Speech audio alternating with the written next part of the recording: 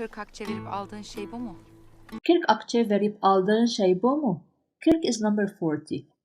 Akçe is the name given to silver coins in the past and we don't use this word anymore. Verip aldığın şey. Now if you want to translate as it is, it's the thing you gave and you took back. And in other words, what you bought. Bu mu is this. So this is our sentence. Is this what you bought for 40 coins? Bunun adı haritadır. This is called a map. Harita is a map. Adı, called, and bunun this is. Ne işe yarar?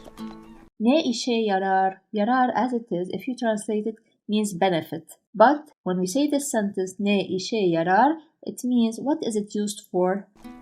Bak şimdi. Bak şimdi. Bak means look. Şimdi is now. So he's telling her, look now. He wants to explain something.